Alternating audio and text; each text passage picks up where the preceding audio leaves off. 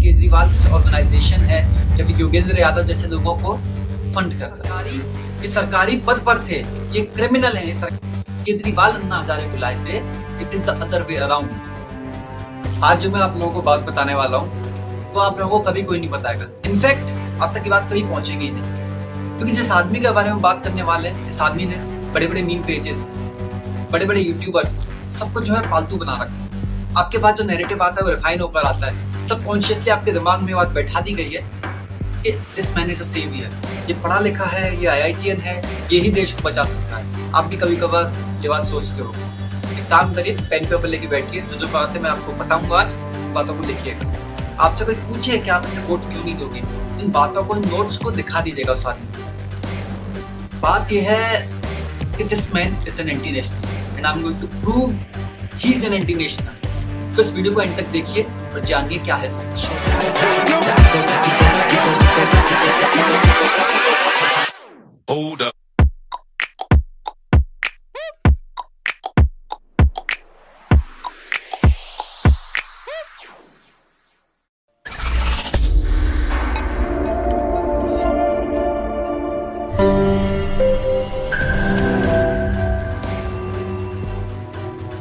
Colonel RSN Singh ने, जो कि रॉ के एक पूर्व अफसर हैं, उन्होंने केजरीवाल पे एक बहुत ही गंभीर आरोप लगाया। उन्होंने कहा, I quote, Arvind Kejriwal is not a political threat but a security threat to this country. Colonel RSN Singh ने ये बात कही कि जो केजरीवाल हैं ये CIA के एजेंट हैं, ये देश के लिए बहुत बड़ा खतरा है। सिर्फ राजनीतिक खतरा नहीं बल्कि देश के लिए बहुत बड़ा खतरा है। CIA क्या है? CIA अमेरिका का वो जासूस एजेंसी है जो कि फॉरेन मुद्दों को संभालता है। अब FBI इंटरनल मुद्दों को संभालता है और CIA फॉरेन मुद्दों को संभालता है। CIA बदनाम है सत्ता परिवर्तन करवाने में, बड़े बड़े देशों को डिस्टेबलाइज करवाने में, युद्ध करवाने में, प्रॉक्सीज वॉर करवाने। आपसे अगर मैं ये पूछूं कि इस देश के लिए सबसे बड़ा खतरा क्या है, जरा इस वीडियो को पॉज करके कमेंट में लिख के बताइए कि क्या है इस देश के लिए सबसे बड़ा खतरा। आपको क्या लगता है क्या है खतरा? इस देश के लिए सबसे बड़ा जो खतरा है, अब बिना चीटिंग के बता रहा हूँ मैं, आपको अपने लिख दिया होगा कमेंट में, अब मैं आपको बताता हूँ। जो सबसे बड़ा खतरा है इस देश के लिए वो है माओवादी, जिहादी और नक्सल लोग। But the thing is we know who are them. हमें मालूम है कि कहाँ से फंडिंग आती है, ये लोग कौन है, we can target them easily. इनसे तो हम निपट लेंगे, तो भारी खतरा है, हम इनसे लड़ ही रहे हैं। This is a cultural war, we will win this war. But बात ये है कि जब अंदर से ही कोई एक ऐसा सांप हो जो कि मैं अंदर से डस रहा हूँ, उसका क्या किया जाए? कुछ राजनेता हैं जो कि फॉरेन एजेंट हैं, जो कि विदेशी पैसों पर काम करते हैं, जो कि देश के लिए खतरा है, और वो ही सांप हैं जो कि हमें अंदर से डसते हैं। हम बाहरी दुश्मन से तो लड़ लेंगे, लेकिन हम अंदरूनी दुश्मन से कैसे लड़ेंगे? और सोचिए, देश के अंदर दुश्मन, उसके अंदर भी एक और दुश्मन। ये बहुत क्रिटिकल सिचुएशन है हमारी। अगर आप यहाँ तक आ गए हैं तो मेरे चैनल को सब्सक्राइब करिए, इस वीडियो को लाइक करिए, और अगर ये वीडियो पसंद आए पूरा देखिएगा, फिर इसे शेयर भी करिएगा। अब जो है, अब चलते हैं क्या है रियल स्टोरी। 2010 से 2011 के अगर हम इतिहास देखें तो सब क्या था। हम UPA सरकार थी, UPA सरकार से हमारी क्या नाराजगी थी? UPA सरकार से हमारी सिर्फ ये नाराजगी थी करप्शन की वजह से UPA हारा था। अब ब्लैक मनी जो था वो स्विस बैंक में जमा था, तो जनता की डिमांड थी उस ब्लैक मनी को वापस लाया जाए। बाबा रामदेव एवं अन्य जो भी आंदोलनकारी थे, डिमांड थी कि ब्लैक मनी को वापस लाना है हमें विदेश से, स्विस बैंक से। ये जनता की डिमांड थी, और शायद से डिमांड हमारी पूरी भी हो गई होती। हमने UPA को लॉबी भी कर लिया होगा कि हमें हमारा पैसा वापस चाहिए। जैसा भी है, सरकार सुनती है अगर हम लॉबी करते हैं, लोग लॉबी करते हैं। लेकिन दूसरी डिमांड ला दी गई, दूसरी डिमांड ला दी गई जिस डिमांड ने पुरानी डिमांड को ओवरशैडो कर दिया। क्या थी वो डिमांड? वो डिमांड थी Lokpal bill. Lokpal bill pay जरा बात करते हैं। क्या हमें लोकपाल बिल की जरूरत थी? क्या लोकपाल बिल किसी काम का है? क्या आपको मालूम है लोकपाल बिल क्या है? क्या मुझे मालूम है लोकपाल बिल क्या है? क्या उस वक्त के जनता को मालूम था लोकपाल बिल क्या है? अब 95% जनता को आप जाकर पूछ सड़क पे क्या है लोकपाल बिल, नहीं बता पाएंगे। 99% जनता से आप अगर पूछेंगे कि काला धन क्या है, तो बता देंगे काला धन क्या है। इनफैक्ट जनता को काला धन चाहिए था स्विस बैंक से वापस, न कि लोकपाल बिल चाहिए। आउट ऑफ नोवेयर एक लोकपाल बिल, एक मुद्दा उठाया गया, पुराने मुद्दे को दबा दिया गया। साफ साफ दिखता कि एक मुद्दे द्वारा दूसरे मुद्दे को दबाया गया था।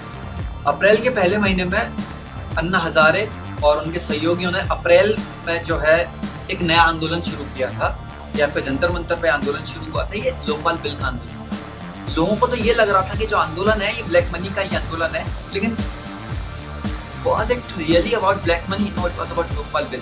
इस लोकपाल बिल हमने कभी मांगा ही नहीं, जो चीज हमने कभी मांगी नहीं उसकी हम डिमांड कर रहे थे। कैपिटल को हमने चक्का जाम कर दिया अगले 2 साल तक उस चीज के लिए जिसकी हमने मांग करी नहीं। और रामलीला मैदान और जंतर मंतर पर आए दिन बड़े बड़े आंदोलन होते हैं, उस वक्त भी हुआ करते थे, बट द थिंग इज कोई आंदोलन कभी सक्सेसफुल नहीं हुआ। काफी लोग आंदोलन कर करके मर गए, शहीद हो गए, लेकिन वो सक्सेसफुल नहीं हुए। इनका कैसे सक्सेसफुल हो गया भाई? उन्होंने कौन से जड़ी बूटी खा ली थी? एनआरआईज का पैसा था, पैसा एनआरआईज इस चीज को फोर्स कर करके एक ऐसा मुद्दा बना दिया गया, देश भर का एक मेन स्ट्रीम बना दिया गया जिसकी हमें जरूरत नहीं थी। हम repeating this again and again, we never needed Lokpal bill. क्या कोई काम का है लोकपाल बिल? आज भी कोई काम आ रहा है लोकपाल बिल? अब बताइए, आपको मालूम भी नहीं है लोकपाल बिल क्या है। हम भूल भी गए उस लोकपाल बिल को, हम काले धन को नहीं भूले। आज भी हम बीजेपी से कहते हैं कि हमें काला धन वापस चाहिए, बस वो रियल मुद्दा है काला धन। बाबा रामदेव जो है वो काले धन के मुद्दे को लेके जो है रिवोल्ट कर रहे थे। बाबा रामदेव का एक टाइम पे जो आंदोलन था वो अन्ना हजारे को आंदोलन को ओवरशैडो कर दिया था, बट बाबा रामदेव के ऊपर लाठीचार्ज करवाया गया। ऐसा अन्ना हजारे और केजरीवाल के साथ नहीं हुआ, उन पर लाठीचार्ज नहीं करवाया गया, क्योंकि बाबा रामदेव के आंदोलन में गरीब गुरबा भारत का जो नेटिव है वो जुड़ा हुआ था। इनके आंदोलन में बड़े बड़े एनआरआईज जुड़े हुए थे, इन पर थोड़ी ना लाठीचार्ज हुआ था। वीआईपी आंदोलनकारी थे, वो देश के वंदे मातरम वाले आंदोलनकारी थे। भाई यही सच है। बात यह है 2011 में क्या हुआ था, इस बात को समझिए। अप्रैल की ही बात है, 2011 में इंडिया ने टेंडर उठाया था एयरक्राफ्ट खरीदने के लिए, मिलिट्री एयरक्राफ्ट खरीदने के लिए। काफी देशों का टेंडर इंडिया ने रिजेक्ट किया था। सबसे बड़ा दावेदार जो लग रहा था उस वक्त यूएसए का लॉकहीड मार्टिन लग रहा था, यूएसए ही दावेदार लग रहा था। बाहर $15 बिलियन की डील होती है जो कि यूएसए में बहुत सारा रोजगार पैदा करती है, यूएसए में बहुत सारा पैसा पहुंचाती है। इंडिया ने यूएसए की डील को रिजेक्ट कर दिया। अब सोचिए, इंडिया ने यूएसए की डील को रिजेक्ट किया था, राफेल को चूज किया था। आज भी अब देखिए राफेल को कितना टारगेट किया जाता है कि राफेल में कुछ गड़बड़ है। बात राफेल में गड़बड़ नहीं है, बात यह कि जो जिन देशों को रिजेक्ट किया गया वो देश खुश नहीं है इंडिया की राफेल डील से। No one is happy about this Rafale deal, क्योंकि अमेरिका को लग रहा था कि उनका एयरक्राफ्ट इंडिया को लेना चाहिए था, इंडिया ने नहीं लिया। कालीन यूएस एम्बेसडर उस वक्त के टिमोथी जे रूमर जो है, उन्होंने कहा उस वक्त कि आई एम डीपली डिसअपॉइंटेड कि इंडिया ने रिजेक्ट किया। अमेरिका सरकार बहुत ज्यादा डीपली डिसअपॉइंटेड थी, अमेरिका सरकार बहुत ज्यादा गुस्सा थी भारत से। एम्बेसडर साहब ने रिजाइन कर दिया, पर्सनल रीजन साइड करते हुए रिजाइन कर दिया। अगले 8 महीने तक एक भी एम्बेसडर नियुक्त नहीं किया गया था इंडिया में। अब सोचिए, अगले 8 महीने तक एक भी एम्बेसडर इंडिया में नियुक्त नहीं किया गया था। मिस्टर एल्बर्ट पीटर बर्लिक को जो है चार्ल्स डफेयर नियुक्त किया गया था, मगर again no ambassador was there. Experts का ये मानना है कि 1971 के बाद ये भारत और अमेरिका के बीच में सबसे बड़ा तनाव था। अब सोचिए, इतनी बड़ी बात हो गई थी। ये इस वक्त में 2011 में इंडिया और यूएसए के संबंध बिगड़ना एक बड़ी बात थी, क्योंकि ये जियोपॉलिटिकल्स में आप देखें हैं, वो ये सिचुएशन जो होती है, ये टाइम एक ऐसा क्रूशियल टाइम था जब पूरी दुनिया हीट अप हो रही थी, गर्मा गर्मी पूरी दुनिया में बनी हुई थी, नए नए युद्ध छिड़ चुके थे, नए नए युद्ध छिड़ रहे थे। दुनिया की क्या सिचुएशन थी, बहुत बुरी सिचुएशन थी। अब इस पर हम बात करते कि क्या आखिरकार दुनिया की सिचुएशन थी इस वक्त पर। 2011 अगस्त अन्ना हजारे ने रामलीला मैदान से अपना तीसरा आंदोलन शुरू किया, बड़े चरम से शुरू किया, जोर शोर से शुरू किया। 2011 अगस्त में ही लीबिया, सीरिया, इजिप्ट और तुनिसिया एवं अन्य अरब के देशों में अरब स्प्रिंग शुरू हो गया, जब अरब की सरकारों को हटाकर तख्ता पलट कर एक दूसरी सरकारें बैठाई। पता है सब में क्या कॉमन था ये सब तख्ता पलट होगा? कमेंट में लिखिए जरा, आपको क्या लगता है क्या कॉमन था, फिर मैं बताता हूँ। पॉज करके लिख दिया। इन सब में कॉमन था यूनाइटेड स्टेट्स ऑफ अमेरिका। 2011 वो समय है जब यूनाइटेड स्टेट्स ऑफ अमेरिका ने, ओबामा रेजिम ने अपने दुश्मनों को सबक सिखाने का ठान लिया था। तो हम इन्हें सबक सिखाएंगे, इनका सारा इंतजाम कर देंगे। सारी जगहों पर same method, same techniques, same internet mobilisation, सारी चीजें सेम यूज करेंगे पूरे अरब स्प्रिंग में। और अभी मैं आपको एक ऐसी बात बताने वाला हूँ कि आप हैरान रह जाओगे। इजिप्ट के ताहिर स्क्वायर में जो आंदोलन हुआ था और अगस्त में जो इंडिया में अन्ना हजारे का जो आंदोलन चल रहा था रामलीला मैदान में, उन दोनों की आप सिमिलैरिटीज उठाकर देखोगे तो उसमें काफी समानताएं पाओगे। इससे ये क्लियरली प्रूव होता है कि जो ताकत है, जो दुष्ट ताकत है मिडिल ईस्ट को डिस्टेबलाइज करने की कोशिश उस वक्त पे वहां पर कर रही थी, वही दुष्ट ताकत है इंडिया को डिस्टेबलाइज करने की कोशिश यहाँ पर कर रही थी। मनमोहन सिंह सरकार को डिस्टेबलाइज किया जा रहा था, सरकार सो रही थी, सरकार को होश नहीं था कि उनके दबे पांव हो क्या रहा है। इंडिया को डिस्टेबलाइज करने की कोशिश करी जा रही है। अन्ना हजारे के आंदोलन ने जो पुराना ब्लैक मनी वाला जो सिस्टम था, जो हम डिमांड कर रहे थे, उसको ओवरशैडो कर दिया, एक फालतू की डिमांड रख दी जो कि ना कभी पूरी होनी थी। यूपी सरकार में मैं मालूम था वो नहीं पूरी होने वाली। और तो और ये दिखाया ऐसा गया पर्दे पे कि ये ब्लैक मनी के ऊपर ही आंदोलन, क्योंकि वो नहीं था। तो एक बात बताइए, अन्ना हजारे तमाम एनआरआईज को लेकर यूएस वॉशिंगटन के सामने जो है, वहाँ की कैपिटल के सामने धरना लेके बैठ जाए, अगले 2 साल तक सरकार को चक्का जाम करके बैठ जाए, राजधानी को चक्का जाम करके बैठ जाए, तो यूएसए कैसे रिएक्ट करेगा? इंडिया में वही हुआ। इंडिया में सरकार को चक्का जाम कर दिया गया, हमारी कैपिटल को चक्का जाम किया गया। ये डिस्टेबलाइज करने की कोशिश करी इंडिया को। यूएसए ने अपने 6 जनवरी के प्रोटेस्टर्स का क्या किया? महिला को सामने गोली मार दी, 400 लोगों को गिरफ्तार करके जेल में डाल दिया, देशद्रोह का मुकदमा लगा दिया, जो कि अपना डिमांड लेके गए थे 6 जनवरी वाले मुद्दे पे। और दूसरे देशों में यूएसए क्या करवाता है, इंडिया में क्या करवाता है यूएसए? देखिए, इंडिया में सरकार डिस्टेबलाइज करवाई जा रही है। ये यही करता है यूएसए, लोगों की सरकार ने डिस्टेबलाइज करवाता है।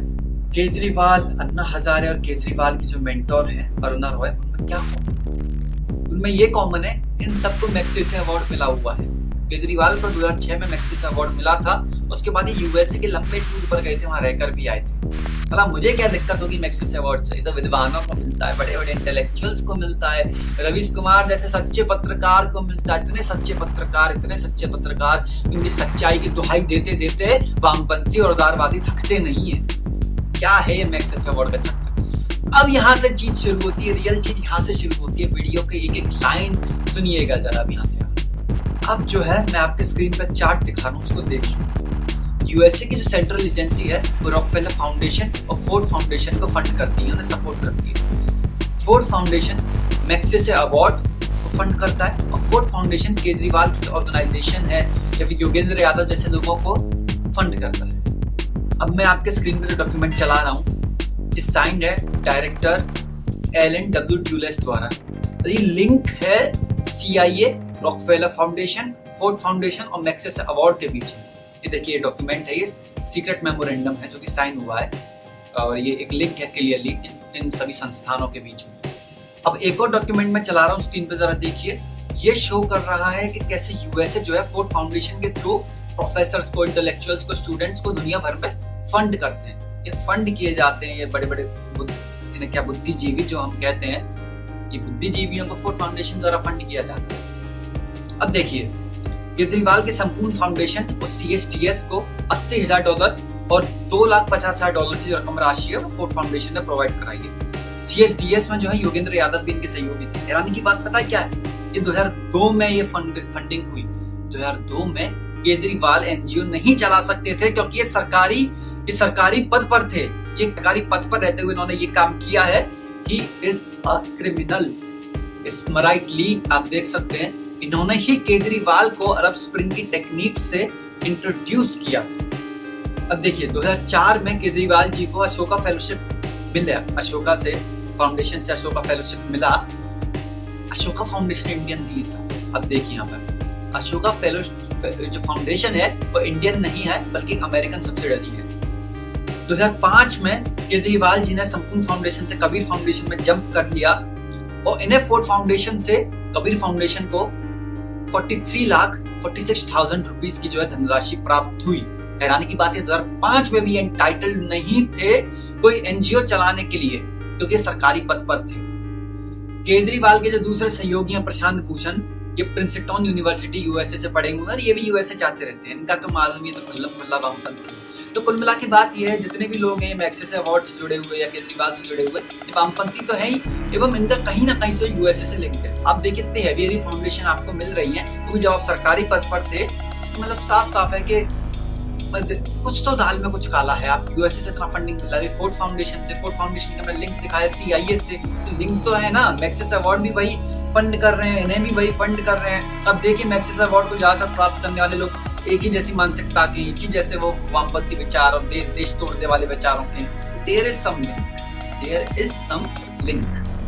अब हुआ क्या, केजरीवाल ने जो इनिशियल बाबा रामदेव का जो आंदोलन था, शुरुआत में बाबा रामदेव भी लगे हुए थे स्वदेशी के मूवमेंट पे, तो केजरीवाल ने बाबा रामदेव के आंदोलन को इन्फिल्ट्रेट किया और अन्ना हजारे को रिक्रूट किया। हम सोचते हैं कि अन्ना हजारे केजरीवाल को लाए थे, but this is not the truth. Kejriwal Anna Hazare को लाए थे, it is the other way around. उन्हें रिक्रूट किया गया था और खुद ही केजरीवाल को ऐसे ना कैसे करके एक स्टेप बाय स्टेप एक लीडर की छवि प्रूव करी गई, उन्होंने खुद की पार्टी भी बना दी। तो यही हुआ, this is the real story behind this all what we are seeing nowadays. Aam Aadmi party. Aruna Roy जो कि केजरीवाल की मेंटर थी, उन्होंने केजरीवाल को पॉलिश किया, सारी चीजें सिखाई। तो अरुणा रॉय ने जो है, अरुणा रॉय केजरीवाल का जो एक्टिविज्म था, उन्होंने साथ में काम किया। उनके सारे सहयोगी जो साथ के थे वो सब के सब वामपंथी और माओवादी थे। जब आम आदमी पार्टी का गठन हुआ तो आम आदमी पार्टी में जो है इनको लीडिंग रोल प्रोवाइड कराए गए। आम आदमी पार्टी की एडवाइजरी कमेटी में इन लोगों को जगह मिली। ये है आम Aadmi party, it is formed by naxalite people. तो कुल मिला के जो षड्यंत्र का जो सिलसिला ये है कि CIA फंडिंग करता है एक पॉलिटिकल पार्टी की, जो कि अचानक से स्लोली राइज करती जा रही है। पॉलिटिकल पार्टी ऐसी है जो पेजेस और यूट्यूब चैनल्स को खरीदती जा रही है। आप लोगों के दिमाग पर नैरेटिव बैठा दिया गया है। और जो है नक्सली तो लगे हुए हैं, नक्सलियों को हेल्प करने में मिशनरीज का भी सहयोग है। मिशनरीज का क्या सहयोग है, जरा मैं आपको बताता हूँ। 2008 में सोशल वर्कर लक्ष्मी नंदन सरस्वती को नक्सली और मिशनरीज ने मिलकर मारा था, उनकी मिली भगत थी। लोग ये आरोप लगाते हैं कि नक्सली और मिशनरीज की मिली भगत थी। और क्या क्या हम प्रूव कर सकते हैं कि कैसे मिली भगत क्या है मिशनरीज और नक्सलियों के बीच में, वेस्टर्न मिशनरीज और नक्सलियों के बीच में क्या मिली भगत। 2012 में 2 इटालियन टूरिस्ट जो है जानबूझ के खुद को गिरफ्तार करवा दिए नक्सलियों द्वारा। फिर उन्हें as a bargaining chip use किया गया और बड़े बड़े नक्सली लीडर्स जो उनकी रिहाई हुई। मतलब देखिए एक स्टेज ड्रामा था कि आप इंडिया जाइए, खुद को गिरफ्तार करवा लीजिए, क्योंकि फॉरेनर्स हैं, इंडिया की सरकार पर दबाव आएगा, और नक्सली लीडर्स को छोड़ दिया गया, उनके बार्गेनिंग चिप यूज किया गया। 2012 में 10 फ्रांस के टूरिस्टों को डिपोर्ट किया गया क्योंकि वो इनसे माओवादियों से सहयोग कर रहे थे। 2012 में हैम्बर्ग जर्मनी में कॉन्फ्रेंस हुआ था, support for the people wars in India. Support for the people's war in India, कितना बढ़िया नाम है। और इसमें 2 दर्जनों जो फॉरेन डेलीगेट्स हैं वो आए थे, उन्होंने छत्तीसगढ़ के नक्सलियों का समर्थन किया। केजरीवाल का बाटला हाउस एनकाउंटर पर सवाल उठाना, केजरीवाल का सेना पर सवाल उठाना, केजरीवाल के सहयोगी योगेंद्र यादव और प्रशांत भूषण का खुल्ला वामपंथी होना, इसे किस बात का सहयोग है? ये शुरू से वामपंथी रहे हैं या बड़ी अलग अलग उन्होंने दिशाएं मोड़ ली अपनी। अब केजरीवाल के इतिहास उठाकर देखिए, विदेश से जो फंडिंग ला रहा है, नहीं अमेरिका वामपंथी नहीं है, विदेश से फंडिंग आ रही है, लेकिन इंडिया को डिस्टेबलाइज तभी कर पाएंगे ना जब अपोजिट आइडियोलॉजी के आदमी कब बैठाएंगे। मनमोहन सरकार कमजोर थी, सरकार को डिस्टेबलाइज किया गया, आज भी किया जाता है। मैं बताऊंगा अभी क्या क्या चल रहा है आजकल। काफी लोग तो केजरीवाल को ये भी कहते हैं कि केजरीवाल क्रिश्चियन है। क्या केजरीवाल क्रिश्चियन है? केजरीवाल ने एक बार बयान दिया था कि हम दिल्ली को जीसस क्राइस्ट के वे में चला रहे हैं। चलिए तो पॉलिटिकल बयान हम मान लेते हैं, तो हर राजनेता बयान देता है अपीसमेंट के लिए। बात समझिए, तो क्या केजरीवाल ने क्रिश्चियनिटी के सपोर्ट में कभी हिंदुइज्म के अगेंस्ट बयान दिया है? अब सोचिए, मैं बताता हूँ, दिया है। केजरीवाल ने मदर टेरेसा के साथ काम करते हुए कन्वर्जन के ऊपर ये बात कही थी, आई कोट, कि is Hinduism really helping their own people. ये बात केजरीवाल ने क्रिश्चियन कन्वर्जन के सपोर्ट में कही थी, हिंदुइज्म के अगेंस्ट कही थी। तो मान ले केजरीवाल क्रिश्चियन है या फिर क्रिश्चियन अपीसमेंट करते हैं, जो भी, चलिए मैं इस बात को नहीं मानता कि क्रिश्चियन है, क्योंकि मैंने पहले इतनी बड़ी कंस्पायरेसी प्रूव करने की कोशिश करी है, तो ये तो बहुत छोटी कंस्पायरेसी हो गई उसके सामने। मगर आपको मैं कहानी बताता हूँ, राजा का कर्तव्य क्या है। अब कॉन्स्टेंटीन की आपने कहानी सुनी होगी, एम्परर कॉन्स्टेंटीन रोम की, नहीं सुनी तो सुनाता हूँ ना, मैं हूं यहाँ पे। एम्परर कॉन्स्टेंटीन जो है वो रोम में गृह युद्ध जीते थे और वो क्रिश्चियनिटी में कन्वर्ट हो गए थे। जो रोम एक पैगन सोसाइटी थी, रोम एक मूर्ति पूजकों की सोसाइटी थी, पूरा यूरोप मूर्ति पूजकों का सोसाइटी था, लेकिन एक क्रिश्चियन वहां का राजा बन गया। उसने बड़े बड़े एलिट्स को राजा बनाया, उसने बड़े बड़े जो है अफसर अरिस्टोक्रेट्स उनको भी क्रिश्चियन बना दिया। तो धीरे धीरे करके जो टॉप ऑर्डर था उसका क्रिश्चियनाइजेशन होना शुरू हो गया। उसका लोगों पे क्या चारा बचता? आपने धीरे धीरे करके मंदिरों को तोड़ा, वहां पे चर्च स्टैब्लिश कर दिया, आपने पूरी तरीके से क्रिश्चियनाइजेशन कर दिया यूरोप का। तो इसलिए राजा का जो रोल है वो बहुत इंपॉर्टेंट होता है देश का कल्चर बचाने के लिए।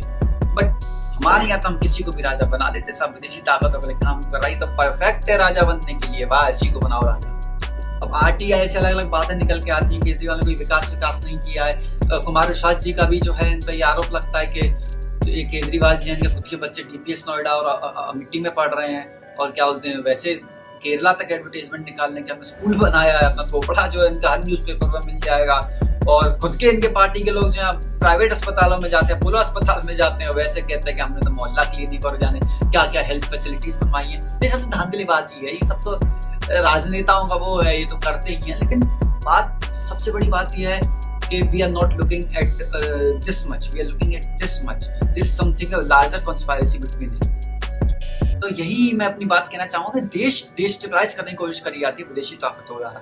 मनमोहन सिंह सरकार को डिस्टेबलाइज किया गया रामलीला मैदान पे जो भी हुआ, उसके बाद से मोदी सरकार को भी डिस्टेबलाइज करने की कोशिश करी गई है, सीए का आंदोलन हो चाहे फार्मर प्रोटेस्ट हो। वह दिल्ली का तो ये हाल हो गया है कि हर साल सर्दियों में दिल्ली में कुछ ना कुछ अनस्टेबिलिटी रहती है। दंगे दिल्ली में होने तय है, हर साल सर्दियों में कुछ ना कुछ होना है, दंगे जरूर होने।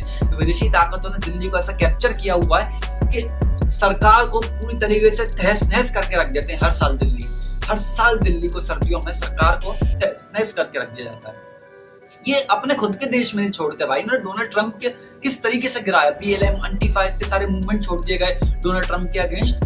किस तरीके से डोनाल्ड ट्रंप की सरकार को अफेक्ट किया गया, ये इंडिया की सरकार को उन्होंने कितनी बार अफेक्ट किया है, इस बार भी मोदी सरकार को भी अफेक्ट कर ही रहे हैं। ये व्लादिमीर पुतिन को जो है वहां भी कुछ ना कुछ इनके जो है एजेंट लगे रहते हैं रशिया की सरकार को कमजोर करने के लिए। जहां भी राष्ट्रवादी सरकार होती है वहां ये कुछ ना कुछ जो है विदेशी ताकतों से कमजोर करने की कोशिश करते हैं। ये जाहिर सी बात है, हमारा दुश्मन अगर ताकतवर होगा, चाहे हमारा मित्र भी ताकतवर होगा, हम जेलस होंगे, हम उसे कमजोर करने की कोई ना कोई कोशिश करेंगे। वही अमेरिका करता है, उसे अपना इन्फ्लुएंस चाहिए, उसे जियोपॉलिटिक्स में अपना इन्फ्लुएंस चाहिए, उसे कोई कमजोर व्यक्ति चाहिए केजरीवाल जैसा, उसका चापलूस चाहिए जो कि वहां पे बैठेगा। अपनी कंपनियों को गाली देता केजरीवाल, आज तक मेरे से विदेशी कंपनियों को गाली देते नहीं देखा। क्यों देगा भाई, पैसा वहां से आ रहा है तो क्यों देगा। तो यही कुल मिला के बात है, आप इस बात को समझिए। केजरीवाल जो है जैसा आप समझते हैं वैसा है, और देश के लिए राष्ट्रवादी रहिए। अच्छा, मैं इस बात को अंत करूंगा, देश के लिए राष्ट्रवादी रहिए, राष्ट्रवादी नेताओं की पहचान करिए, उनको चुनिए, उनका साथ दीजिए, भले वो भाजपा का हो चाहे भाजपा का ना हो। भाजपा के बारे में भी एक बात कहूंगा, राहुल गांधी के अगेंस्ट तो आप तो बढ़िया जो है तो अटैक करते हो राहुल गांधी पर, और केजरीवाल के अगेंस्ट तो मोदी जी कभी कुछ बोलते नहीं है। दिल्ली का इलेक्शन बीजेपी जीत नहीं सकती, कोशिश ही नहीं करती। समवेयर मतलब ऐसा लगता है कि है कुछ ना कुछ लिंक तो है आम आदमी पार्टी और बीजेपी के बीच में। मतलब आप जो है दिल्ली, आप बंगाल में 80 सीट पा सकते हो, लेकिन आप दिल्ली को नहीं जीत सकते। जब मोदी जी ताकत लगाए तो दिल्ली को नहीं जीत पाएंगे। कभी अटैक करते देखा ही नहीं मैंने मोदी जी को केजरीवाल के अगेंस्ट। तो ये भी एक सोचने वाली बात है, क्या चक्कर है भाई, ऐसे क्यों नहीं अटैक करते, करना चाहिए भाई अटैक तो। और देखिए इस वीडियो की जो रिसर्च है मेरे को जिसने दी है, उनका नाम है आर्यन युवन नाम से अकाउंट है इंस्टाग्राम का, मैं उसका लिंक डिस्क्रिप्शन में डाल दूंगा, तो फॉलो करिएगा। और कंजर्वेटिव कैपिटल यूनियन जो कि मेरी टीम है यूट्यूब चैनल के पीछे, जो इस वीडियो को पहुंचवाने में, आप तक पहुंचवाने में पॉसिबल करवाते हैं, उनको भी आप फॉलो करिएगा इंस्टाग्राम पर। और ऐसे नेता का क्या किया जाए, आपको जानना पता अच्छे नेता कैसे होते हैं, अच्छे नेता कौन होते हैं भाई। अच्छे नेता, अगर आपको जानना है कि भारत के 10 सबसे अच्छे नेता कौन से हैं, तो क्लिक करिए जो वीडियो आपके सामने आ रहा है स्क्रीन पर। अलविदा दोस्तों, मिलते हैं अगले वीडियो में।